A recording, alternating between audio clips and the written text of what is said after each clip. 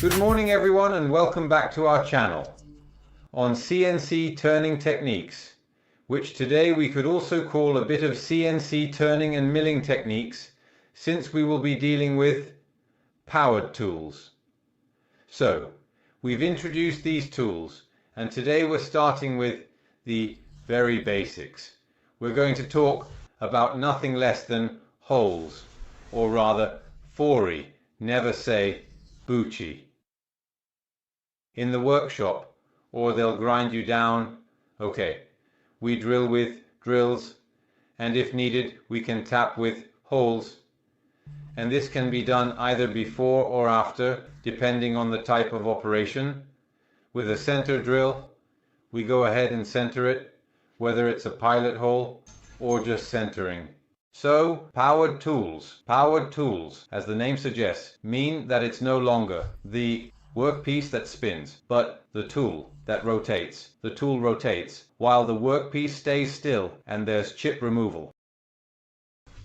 Drills, as I mentioned, or mills to create more complex profiles. The first concept to clarify for the turner who, whether he likes it or not, finds himself acting as a miller. Cutting speed is set by tool diameter and manufacturer advice. The cutting speed is no longer about varying the RPM. In relation to the diameter we are working with, but rather it's the RPM that we will set once and for all for the tool in question, based on its diameter. So a drill with a diameter of 6 will have an RPM, calculated based on the cutting speed that the drill manufacturer recommends for the material we are going to work with. Let's translate it and put it into practice. So the formula to keep in mind is the one for cutting speed. The cutting speed is equal to y times diameter times RPM divided by 1000. Let's work under the assumption that we need to make a hole with a 6mm drill bit, and that with this bit the tool manufacturer recommends it for C40 or 20 chrome manganese chrome 5. When working, it tells us you need to work at 40 meters per minute. Alright, we need to set a number of revolutions so that these 40 meters per minute are maintained. So our formula becomes 40 equals 3.14 equals 3.14, which is the value of y for 6 and 3.14, which is the value of y for 6 and 6. For n divided by 1000, to obtain a variable, adjust values around the equal sign. Here, n is our variable. Move 1000 up, divide by 3.14 and 6 to get the revolutions for our milling machine, 40,000. Divided by 3.14 means our machine runs at 2123 RPM, whether at the center or a 500 diameter. RPM remains constant, unless adjusted for cutting variations. Cutting speed relates to RPM. Now on to programming. Input codes for powered tool.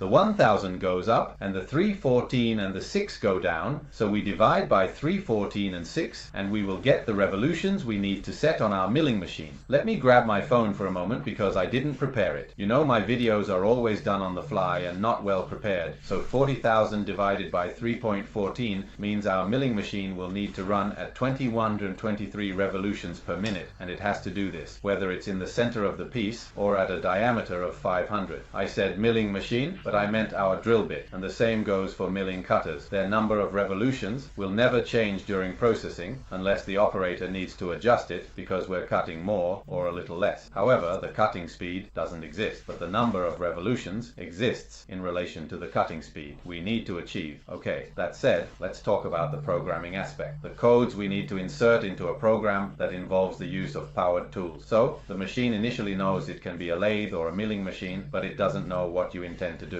So, if you create your nice turning program and then start using powered tools, you need to activate those powered tools. Therefore, every CNC machine has a code for activation and deactivation. That said, let's mention a couple of things about the program you need to create. the codes for the programs that we have to insert into a program. That involves the use of powered tools. So, the machine initially knows it can be a lathe or a milling machine, but it doesn't know what you intend to do. Therefore, if you create your nice turning program and then start using powered tools, you need to activate those powered tools. So, every CNC machine has a code for activation and deactivation of powered tools, machinery and equipment. FANUC models require understanding M35 and M34. M35 activates tools, M34 deactivates them.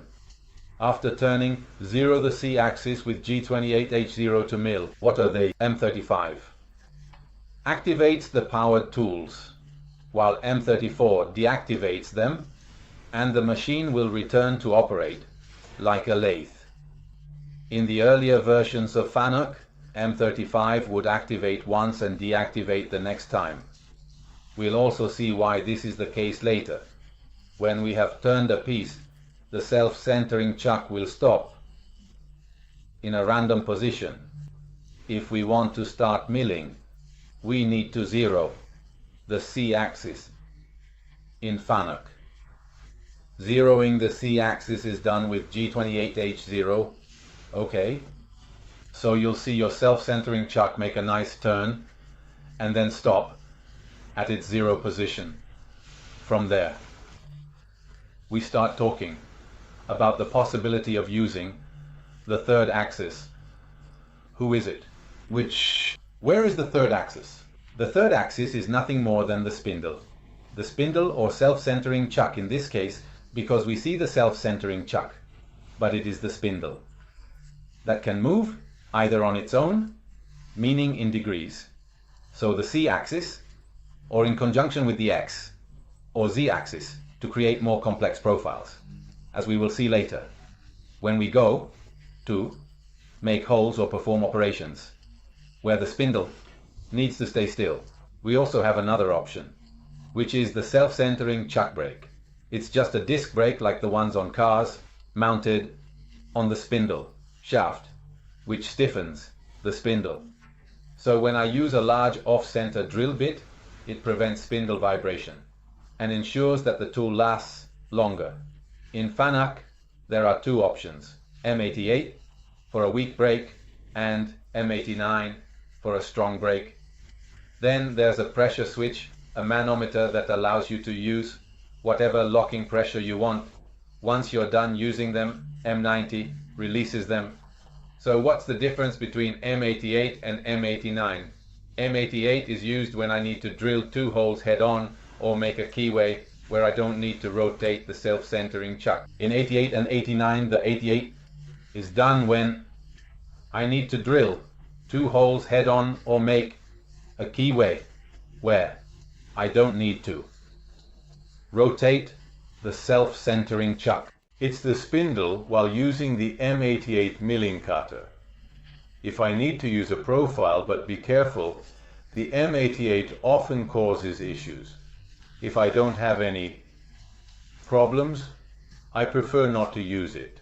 So I work with a free spindle. So remember, M88 is for soft brake, M89 is for hard brake, and M90 disengages the brake. Then we have the rotation of powered tools. The rotation of powered tools always happens in G97, always giving an S, so 2000 RPM, and then M3I12. Why? Because with FANUC specifically, this code set like this. P11 makes the main chuck turn. If I write below G97, S2000, M3P12, both the motors and the main spindle will turn, the meaning of this possibility is given for some main processes. The creation of a toothing through a hob requires respinning both. Take it with a pinch of salt because I have to say that I have never done it in my life. The older Fanuc models instead have M3 and M4 for the self-centering M33 and M34 for the motorized ones, and it will be the M35 that activates and motorized ones. Okay, so let's do a first example for creating a threaded hole. The length of the hole is 50 millimeters, which is a standard measurement for many applications. The length of the thread is 30 millimeters, ensuring a secure fit. The diameter of the hole is 10.5 millimeter, which allows for a snug fit for the thread. The diameter of the male thread is M12, a common size in many engineering projects, and the pitch is 1.75, which determines the distance between threads. Obviously, we will have already prepared our piece, ensuring it is clean and free of debris, so we will have already worked around it, making sure all measurements are precise, and we will have the machine set to G95, which is crucial for the correct operation of the machine. We just need to do. The hole will be made with a diameter of 60. So what should we do? We've written our entire program for tapping, for turning, to do what we need to do. We need to tell the machine to activate the powered tools. Call our tool T-Horn 10. Let's call it a tool. Make the powered tool rotate. So G97, S2000, M3, Z10, C0. You'll see the self-centering chuck doing this, and the machine moving towards the piece. Then it's just a G1, Z minus 50F, 0.15. There you go. You can also decide whether to work not just as turners, but as millers and set, for example, an F100 G94, so working in millimeters per minute. It's a bit about your habits. It doesn't change much. Personally, I prefer to always work as a turner. After that, in G0, we go to Z200. Now, we change the tool to T1111 M12. Since we're going to thread, it's a good idea to stop the spindle for a moment with M5 P12. So M5 should be activated. We start thinking about tapping. Rigid tapping. How do we do rigid tapping? Just like I taught you to do it on the lathe. So M29 S300. First, we need to position ourselves. So G0. Always repeat it, even if you know you're already there. X60, Z10, C0. Then go check your notes if you don't remember, but otherwise, M29, S300. Now, at this point, we change the tool to the T11, 11, M12 configuration. Since we are going to perform threading, it is indeed a good idea to stop the spindle momentarily with the command M5 P12. Therefore, the M5 command needs to be activated. We then start considering the process of tapping, specifically rigid tapping. How exactly do we perform rigid tapping? Just like I previously taught you to execute it on the lathe. So the command is M29 S300. First and foremost, we need to position ourselves correctly. So the command is G0. Always repeat it, even if you are aware that you are already there. X60 Z10 C0. Then, go and check your notes if you do not remember. But otherwise, the command is M29 S300.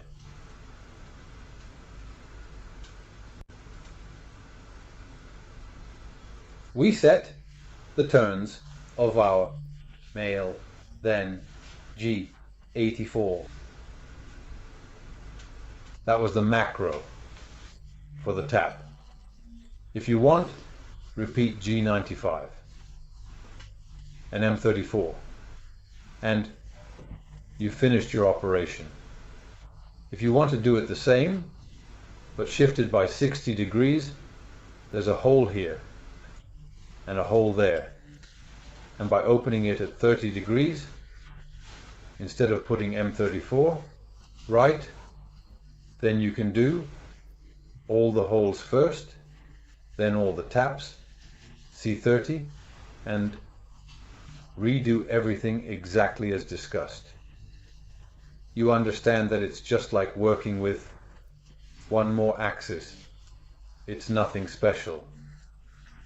Here's a little tip I want to give you that goes beyond the programming aspect. If you have a lathe, with powered tools, when you're drilling in the center, even if you can do it from the lathe, do it from the powered tool. Don't do it with the centers, because then you might have some issues. You can drill with the powered tool, because in an ideal world, our tools, when at x0, are perfectly aligned with the self-centering chuck. But the world isn't ideal.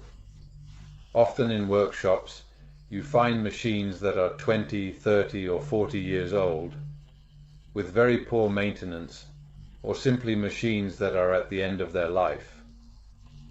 So, the alignment doesn't go from x plus to x minus because that would be easy to compensate for, but from the operator to the lathe guides, it's not perfect. If you rotate the tool, that's not a problem. It can drill even if it's misaligned by 1/10.5, but if you rotate the piece, especially with very small drills, you risk having abnormal wear and breakage. So it's better to drill a misaligned hole by 1/10 or 2 less. The less, the better. Of course, you also need to look at the dimensions in the drawing, and then possibly go back and touch up the center with a small tool or a center drill when you measure between the points. But you'll have much less wear on the drill bits and taps. You will encounter much less breakdowns. Obviously, the machine in ideal conditions is the best advice I can give you. However, if you are working on a 92 Angelini, it'll be tough to have a machine that's in really good shape. Today we've taken the first steps with powered tools. We've only made some holes, and aside from a few minor details and the discussion about cutting speed, which becomes a constant RPM calculation, you can see that it's nothing groundbreaking or difficult. I hope, as always, that I've conveyed what little I know in the best way possible. The more experienced among you surely have their own cycles for making lots of holes and can give me advice that I'll accept and we can discuss in future videos. And if you like the video, as always, give me a like and subscribe to the channel if you haven't already. But I'm sure many of you are already subscribed because I see that a lot of you are following me. Now I'll figure out what to do next. We'll get to contouring, some keyway notches, hexagons, and more, because I know you all want to profile a nice hexagon, not just with a candle cutter. We'll definitely do that. Thank you for being with me, and see you next time. Bye bye.